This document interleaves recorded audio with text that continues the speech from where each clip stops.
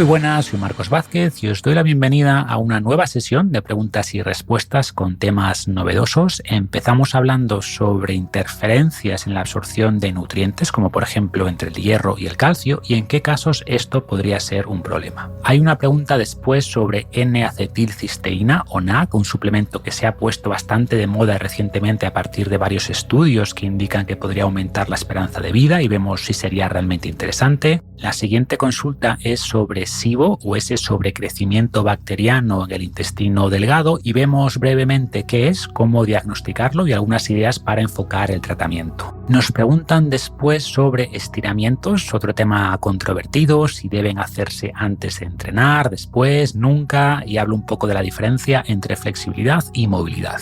Y dejo para el final una pregunta muy de actualidad, que es mi opinión sobre la inteligencia artificial, sus posibles beneficios, riesgos y cómo veo personalmente este tema. Y aquí hablo también de Bruce Lee, de eso que llaman mente líquida. Y en esta pregunta me consultan también sobre si prefiero libros físicos o digitales y responderé también a esto. Antes de pasar a vuestras preguntas, un último aviso de que el lunes 22 empieza la última edición que haremos del desafío 6 semanas. Miles de personas han pasado ya por él y queremos que esta última edición sea especial, así que si te apetece la experiencia de marcarte un objetivo durante 6 semanas y contar con planes de nutrición, entrenamiento y charlas sobre mentalidad para mejorar tu salud y tu cuerpo, échale un vistazo en fitnessrevolucionario.com/D6S de desafío 6 semanas o bueno, si vas a fitnessrevolucionario.com verás en el menú principal un enlace directo.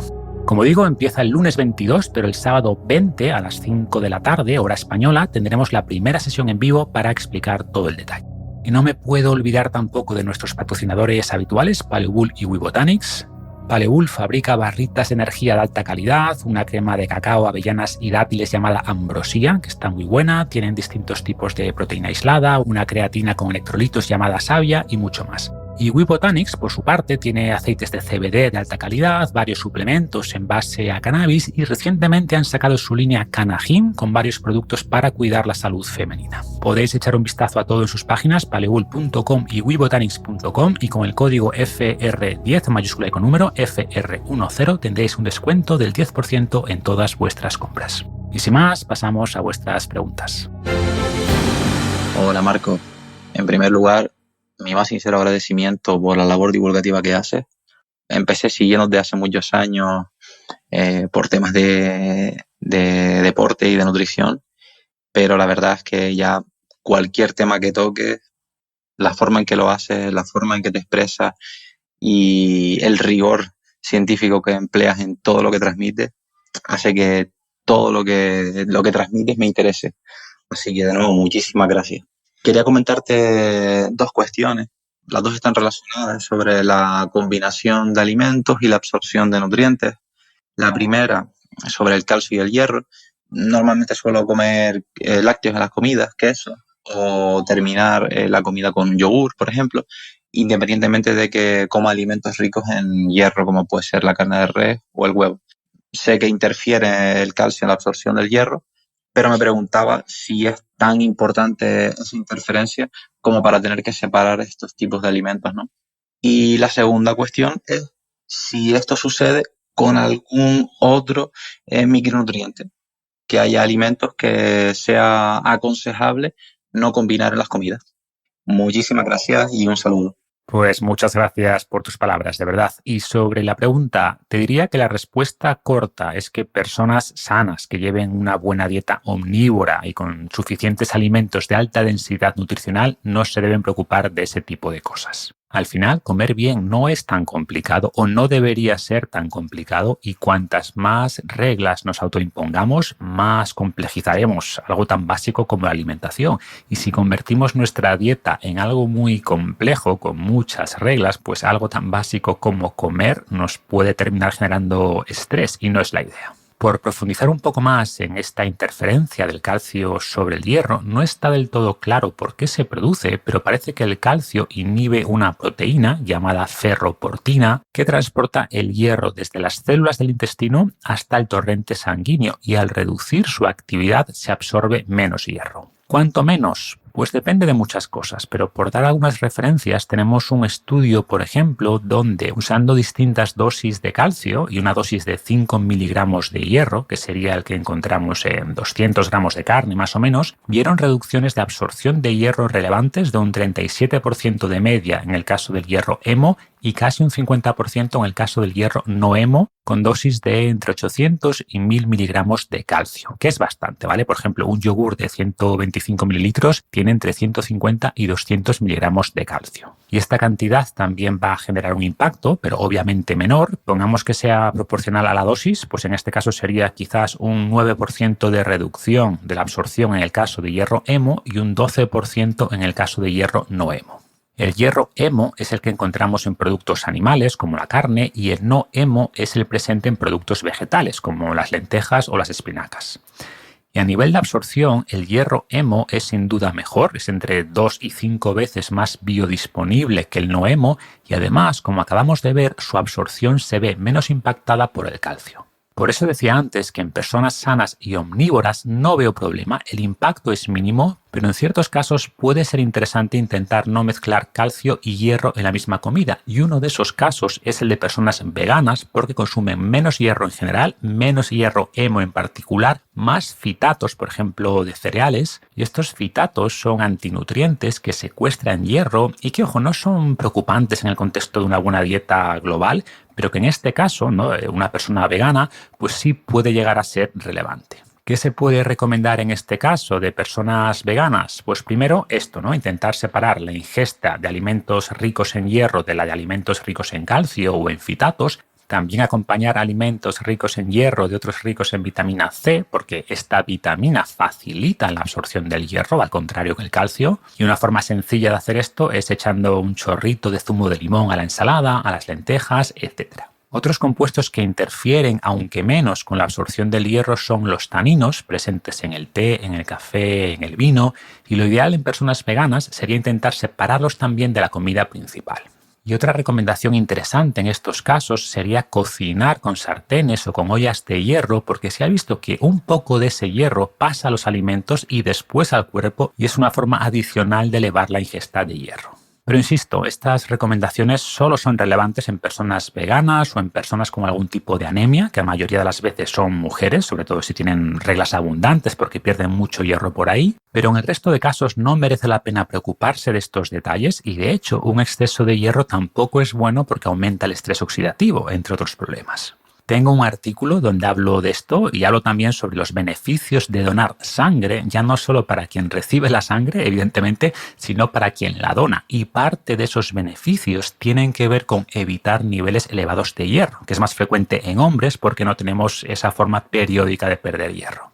Y preguntabas también si hay otros ejemplos de interferencias de nutrientes y tenemos muchos más. He hablado de los fitatos que interfieren con la absorción de algunos minerales como hierro o zinc. Tenemos los oxalatos, por ejemplo, de las espinacas que interfieren en este caso con la absorción de calcio. Y hay varios ejemplos más, pero vuelvo al mensaje principal de que salvo casos particulares como personas con dietas muy restrictivas o con patologías concretas, no merece la pena preocuparse por esto porque el impacto es muy pequeño. Hola Marcos, ¿qué tal? Un saludo, soy José. Oye, no sé si has hablado anteriormente sobre la acetilcisteína, yo te sigo muy de cerca en todos tus canales y ahora mismo no recuerdo. Y si no es así, ¿podrías comentarnos algo al respecto? Resulta que últimamente estoy leyendo mucho sobre sus cualidades antioxidantes y de antienvejecimiento y la capacidad que tiene para eliminar radicales libres, etcétera, etcétera. Bueno, me gustaría saber simplemente cuál es tu opinión al respecto, qué evidencia científica tenemos sobre esto y si aconsejarías pues tomarla. Bueno, nada, muchísimas gracias por todo, como siempre. Un saludo muy grande. Gracias por la pregunta, José. Creo que nunca he hablado del llamado NAC o N-acetilcisteína y en los últimos meses han salido varios estudios muy interesantes que me han hecho incorporar este suplemento a la lista de los que reviso en mi próximo libro sobre longevidad, así que voy a leer un segmento de este libro, todavía en proceso, donde plasmo mi opinión. Y en realidad varios de estos estudios no usan solo NAC, sino también glicina, porque el objetivo principal de estos suplementos no es tanto actuar como antioxidantes, como algunos creen, sino aumentar la producción de nuestros propios antioxidantes y especialmente del glutatión, que es como el antioxidante maestro. Y esto es lo que comento en el libro. El glutatión es nuestro antioxidante más poderoso y regula tanto el estrés oxidativo como la respuesta inmunitaria. Nuestra capacidad de producir glutatión se reduce con la edad, lo que aumenta el estrés oxidativo en las células. Originalmente se probó a suplementar con glutatión directamente, pero hay dos problemas con este enfoque. Por un lado, se degrada con rapidez en el intestino, por lo que este mecanismo es poco efectivo. Y segundo, suplementar directamente con antioxidantes puede entrañar un peligro. Los radicales libres cumplen una función y no buscamos aniquilarlos, sino equilibrarlos. Para ello, deben ser las propias células las que produzcan el glutatión que necesitan y nuestra misión es asegurar que tienen suficiente materia prima para ello. La materia prima del glutatión son 3 aminoácidos, el glutamato, la glicina y la cisteína. De ellos, la cisteína y la glicina suelen ser los factores limitantes y por eso tiene sentido suplementarlos. El NAC o N-acetilcisteína es una variante acetilada de la cisteína, más estable y segura que la L-cisteína libre. El NAC no es un compuesto nuevo y se usa en distintos ámbitos médicos. Por ejemplo, es un mucolítico popular usado para reducir la mucosidad provocada por los resfriados, parece también reducir la impulsividad, se utiliza en caso de adicciones, ayudar a eliminar metales pesados como mercurio, plomo o arsénico y reducir el acné. En el campo del envejecimiento se ha visto que la combinación de NAC y glicina eleva la producción endógena de glutatión y que esto se traduce en una ralentización de varias claves del envejecimiento. Estudios en ratones demuestran que añadir NAC y glicina a su dieta eleva sus reservas de glutatión en distintos tejidos y aumenta su esperanza de vida. No se ha estudiado el efecto a largo plazo en humanos, pero sí observamos mayores niveles de glutatión en las personas centenarias. Y al menos 2 estudios en personas de más de 70 años mostraron que al suplementar con NAC y glicina durante pocos meses se reduce la inflamación, el daño genómico y la resistencia a la insulina y mejora la salud mitocondrial. Se realizaron además pruebas funcionales y los participantes mejoraron tanto su fuerza como su velocidad al caminar. Son, sin embargo, estudios preliminares en muestras pequeñas y usando dosis elevadas. Un estudio usó una dosis de 100 miligramos por kilo al día, por lo que una persona de 70 kilos habría tomado 7 gramos de NAC y otros 7 gramos de glicina cada día. Es probable que en personas jóvenes la dosis óptima sea significativamente menor, alrededor de 1 o 2 gramos diarios, tanto de NAC como de glicina, pero todavía no contamos con estudios suficientes para ser más precisos. Esto es lo que comento en el libro y parece que no me mojo, pero es que no tenemos todavía muchos estudios para recomendarlo fuertemente, la verdad. Tenemos bastantes más para la glicina, que es un aminoácido muy interesante del que sí he hablado muchas veces, pero dado que el NAC es un compuesto con un buen perfil de seguridad y del que tenemos evidencia prometedora, aunque sea escasa, no veo problema tampoco en experimentar con él, quizás en esa dosis de 1 o 2 gramos al día para empezar. Hola Marcos, lo primero darte gracias por tu podcast, sin duda es lo mejor de la semana, es muy, muy ilustrativo, muy educativo, así que muchas gracias. Y lo segundo es que quería hacerte una consulta al respecto de el SIBO, lo que comentan ahora que está como muy en auge en todas las redes sociales del sobrecrecimiento bacteriano y que causa tanto daño, si es algo real y si tú consideras que es, una patología en la que se puede aplicar y en la que se debe aplicar algún tipo de tratamiento. Gracias. Gracias por la pregunta y sin duda el SIBO es algo real, o sea, no solo real, sino que durante mucho tiempo fue infradiagnosticado, se usaba y se siguen usando diagnósticos paraguas o muy generalistas como intestino irritable, que es una especie de cajón desastre donde cabe todo, donde no se encontraba una causa específica para problemas intestinales, para hinchazones abdominales, etc.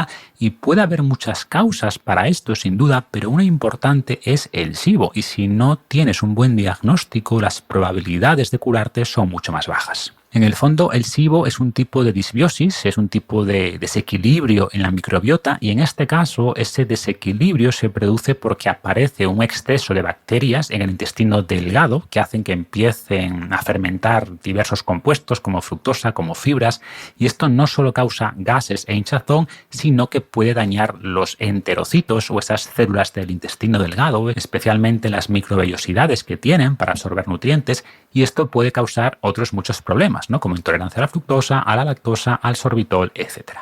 ¿Cuáles son las causas del SIBO? Pues no hay una causa única. Un problema frecuente suele ser una baja producción de ácido clorhídrico en el estómago, además de baja producción de bilis y enzimas, porque todos estos elementos nos protegen de las bacterias y si no hay suficiente, pues hay más riesgo de que demasiadas bacterias colonicen el intestino delgado en vez de concentrarse en el intestino grueso, que es lo recomendable para una buena salud intestinal.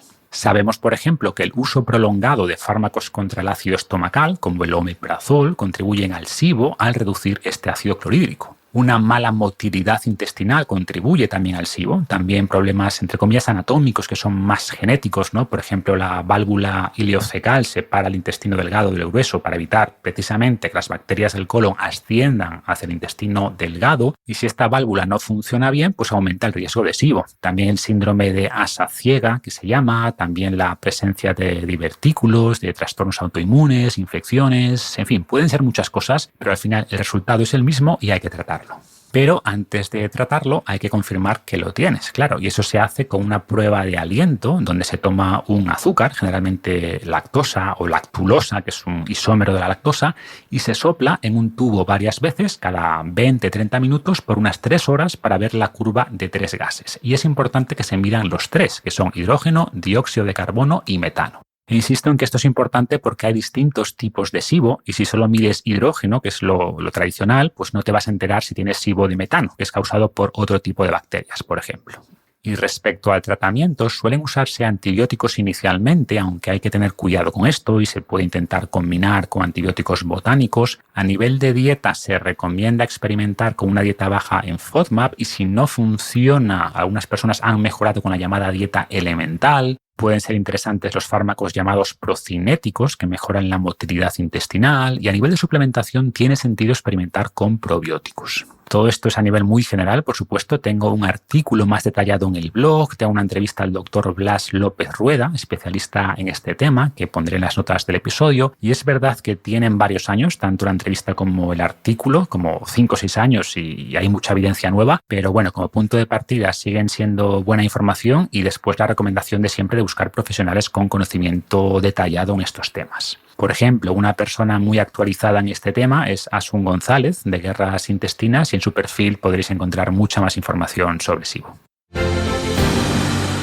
Hola Marcos, en primer lugar agradecerte por toda tu labor, comentarte que tu libro Invicto me ayudó mucho durante una etapa reciente de mi vida, un poco complicada, y creo que eres un referente no solo en lo relacionado con el bienestar físico, sino también con el bienestar mental o emocional, que sin duda es cada día más importante.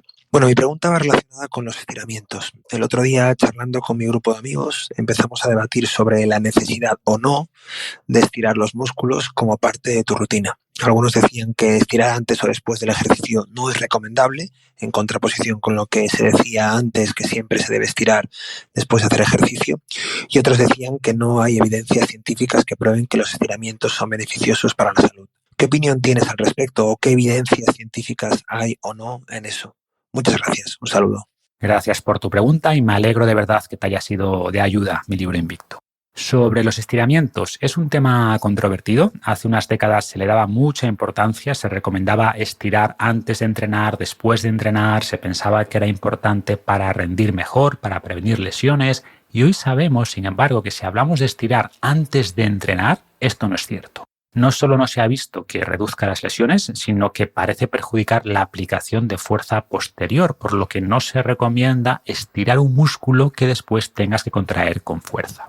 ¿Qué ocurre? Que como siempre debemos profundizar un poco más en qué llamamos estiramiento, porque estos estudios se refieren generalmente a estiramientos estáticos, es decir, a llevar las articulaciones a su máximo rango de movimiento y aguantar ahí durante 30 segundos, 1 minuto o más. Y esto es lo que no es recomendable antes de entrenar.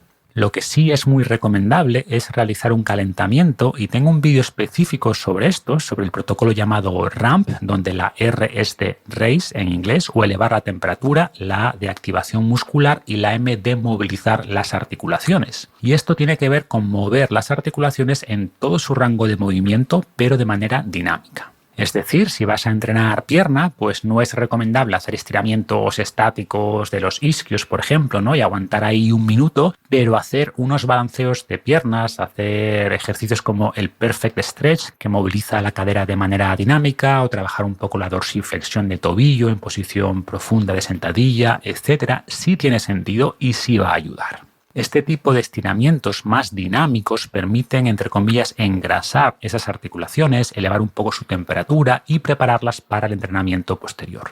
Esto en cuanto a estiramientos antes de entrenar, y si hablamos ya de estiramientos estáticos después de entrenar o durante sesiones específicas de estiramiento, la evidencia general indica que ayudan a mejorar el rango de movimiento de las articulaciones, lo cual es bueno, pero no es la mejor manera de hacerlo. ¿Por qué? Y es un tema del que he hablado varias veces, porque hay que distinguir entre flexibilidad y movilidad. Flexibilidad se refiere al máximo rango de movimiento de las articulaciones y movilidad nos da una idea de cuánto control funcional tenemos sobre ese rango de movimiento y especialmente en los extremos, que es donde se suelen producir las lesiones. Por tanto, si hacemos muchos estiramientos estáticos y aumentamos el rango de movimiento, pero no fortalecemos el nuevo rango ganado, el beneficio va a ser pequeño. Y ojo, insisto en que no estoy diciendo que los estiramientos estáticos sean malos, porque suele ocurrir esto de la ley del péndulo, ¿no? Que vamos de un extremo a otro. Hace 10 o 20 años los estiramientos estáticos eran lo mejor, había que hacerlos siempre, y ahora algunos dicen que son perjudiciales, que aumentan las lesiones y que no deben hacerse nunca, y tampoco es cierto. A ver, te puedes pasar como todo, ¿no? Y si fuerzas mucho, sí puede llegar a ser lesivo, pero dentro de lo razonable, los estiramientos estáticos tienen beneficios. ¿Qué ocurre? Pues que hay un coste de oportunidad. Si haces muchos estiramientos estáticos, estás desplazando otras técnicas de movilidad que son más efectivas a la hora de ganar rango de movimiento, de fortalecer ese nuevo rango de movimiento y, por tanto, de mejorar el desempeño deportivo y de reducir el riesgo de lesión. ¿Y cuáles son estas técnicas de movilidad? Pues no me voy a enrollar ahora porque lo comento con los chicos de Enso Movers en el episodio 299. Grabamos además un vídeo que está enlazado en ese episodio y primicia, adelanto que en unas semanas, un par de meses máximo, sacaremos un programa de movilidad que ofrece ya una guía concreta para mejorar el rango de movimiento de las articulaciones principales desde la base, desde cero, basado en estas técnicas, así que si os interesa, estad atentos. Hola Marcos, pues te hablo aquí cansado después de una caminata en el Algarve portugués, donde me he venido a descansar con mi familia, con la única tarea también de leer tu libro Invicto, por la pesadez de un amigo mío que me lo ha recomendado hasta la extenuación, y cosa que le agradezco porque me parece un libro es maravilloso, es espectacular, y creo que si la filosofía nos la hubieran explicado de esta manera, con este cariño, nos hubiéramos seguido interesando por ella en los años posteriores al instituto y habríamos sacado más provecho de ella. Pero bueno, nunca es tarde. Te quería preguntar tu parecer sobre la inteligencia artificial, aunque los estoicos dicen que normalmente nos preocupamos demasiado por las cosas. Sí creo que va a quitar muchos puestos de trabajo y no sé si habría que pararla o domesticarla de alguna manera. Por otro lado, también te quería decir que me he venido con mi ebook digital, con mi libro digital, pero sí me da pena que mi descendencia no pueda disfrutar de este libro, porque, como sabemos, los libros digitales son de uso personal. También te quería preguntar sobre la diatriba papel, digital, y cuál era tu parecer sobre ello.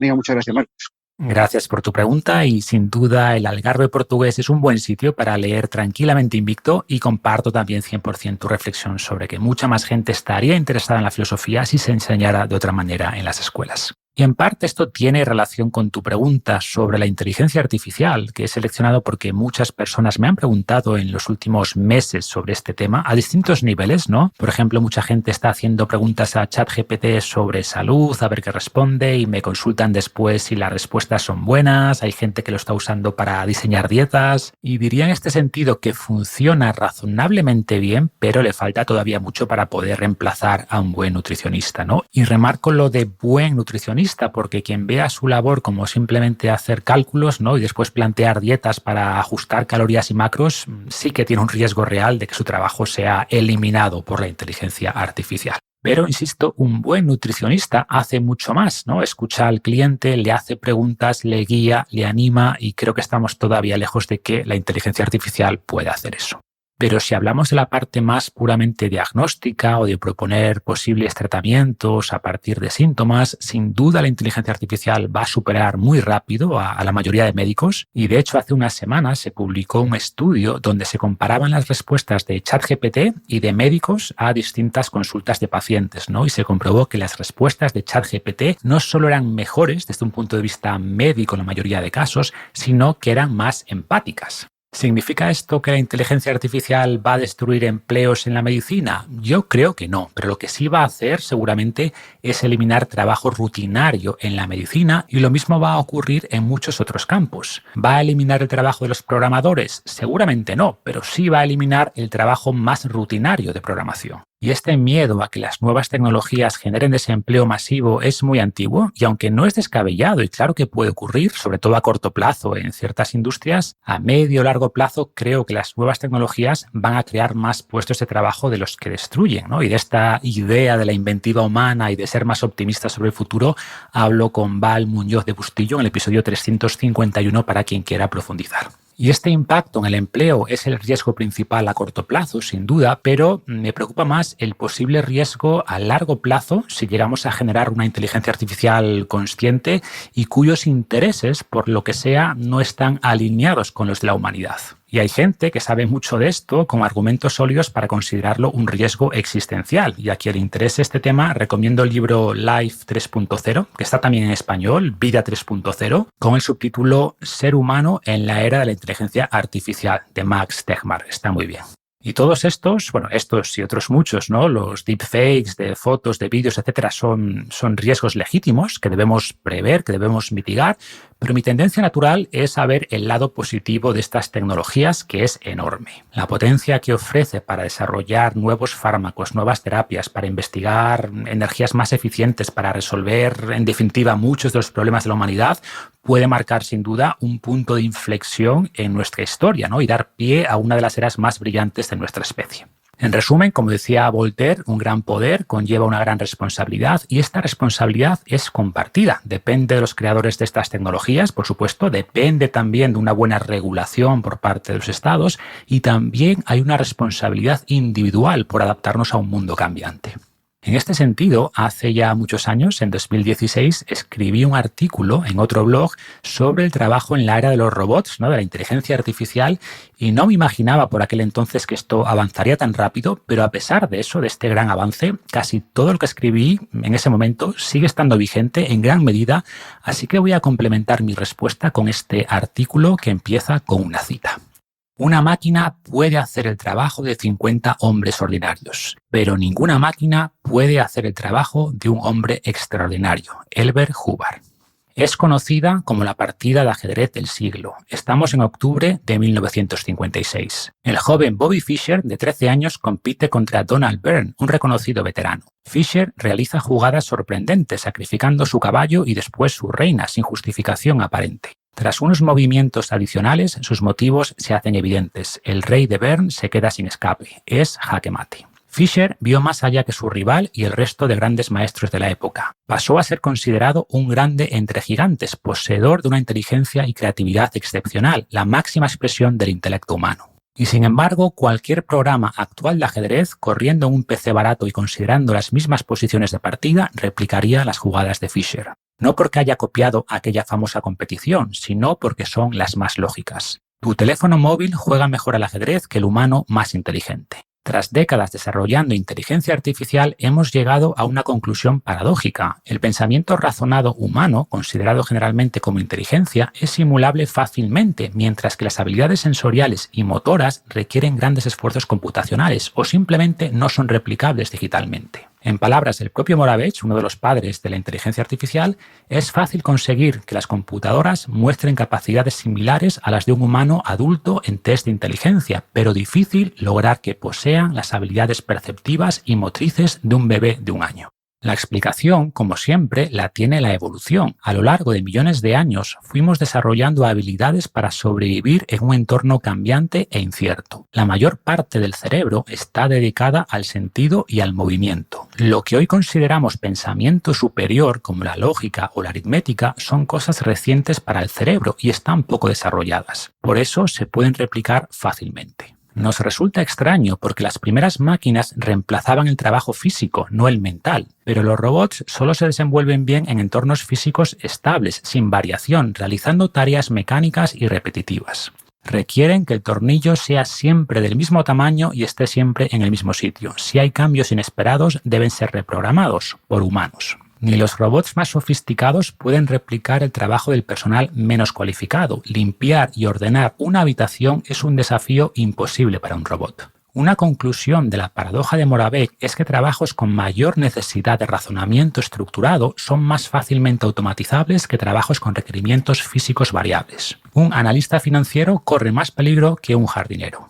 Por este motivo, los trabajos menos necesarios serán los que compiten con las fortalezas de los robots. Estos trabajos están basados en reglas fijas, por ejemplo, ligados a finanzas y contabilidad. Los trabajos que requieren más números y cálculos son fácilmente automatizables, y en los países más pobres se realizan cálculos a mano. Las matemáticas se rigen por reglas inquebrantables, y aquí es donde brillan los robots. Y hago aquí un pequeño inciso, y es que esta idea de que la automatización y la inteligencia artificial van a terminar con los contables, por ejemplo, tampoco tiene por qué ser cierta. De hecho, muchos pensaban que con los ordenadores y las hojas de cálculo iban a reducirse los contables, y sin embargo hay más contables y analistas financieros que antes, ¿no? Pero como decía antes, estos contables ya no hacen las cosas más rutinarias que hacían antes, sino que hacen tareas de más valor, que ayudan a las empresas a tomar decisiones con más información, y por eso un buen contable que se haya adaptado a las nuevas herramientas va a seguir teniendo trabajo. El segundo tipo de trabajos más amenazados son los basados en algoritmos. Los algoritmos son simplificaciones de la realidad, se basan en reglas empíricas, no matemáticas. Es un algoritmo el que debería determinar si el banco te otorga un crédito, no una persona. Lo mismo para evaluar tu riesgo de sufrir una enfermedad o un accidente de coche. Estos son los algoritmos para empresas de seguros. Y el tercer tipo de trabajos más amenazados serían los basados en reconocimiento de patrones. Hasta hace poco, esta era una habilidad exclusiva de los humanos, pero la inteligencia artificial está avanzando a marchas forzadas, especialmente si nos limitamos a contextos específicos. Aunque los humanos llevamos bastante ventaja, muchos ámbitos se verán amenazados. Por ejemplo, conducir requiere identificar infinidad de estímulos del entorno y adaptarse de manera apropiada, y los robots ya lo hacen. No habrá muchos taxistas ni conductores de camiones en el futuro. Pero antes de preocuparse por las profesiones específicas, deberíamos hablar de dos factores más importantes. El primero es la mentalidad. Tu actitud frente al cambio que se avecina determinará en gran medida tu respuesta, y tu respuesta determinará tus resultados. Y la segunda serían las habilidades. Aunque unas profesiones están más amenazadas que otras, en todas hay habilidades difícilmente reemplazables. Desarrollarlas te permitirá aumentar tu valor en la era de los robots. Dejo las habilidades a desarrollar para otro día y me centraré ahora en la mentalidad, con una recomendación principal. Ve el cambio como algo positivo, un avance más en un mundo cada vez mejor. Si no puedes imaginar un futuro brillante, difícilmente lo podrás crear. Una buena mentalidad frente al cambio es vital para prosperar. Mucha gente responde a las amenazas de la inteligencia artificial con protestas y rechazo. Es entendible, pero poco útil. Debemos aprender del pasado y prepararnos para el futuro.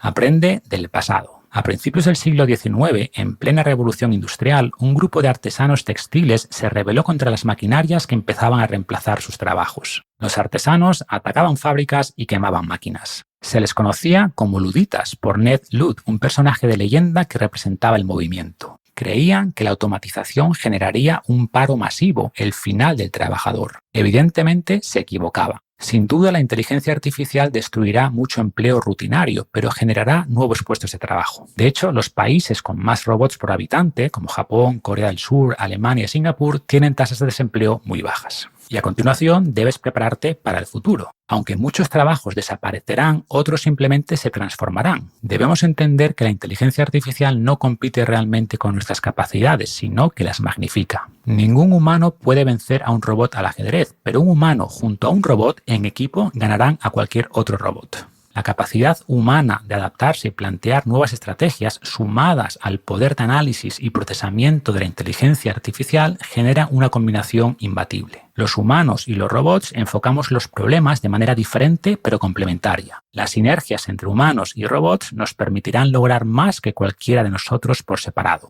La tecnología puede amplificar tus fortalezas, pero debes aprender a utilizarla.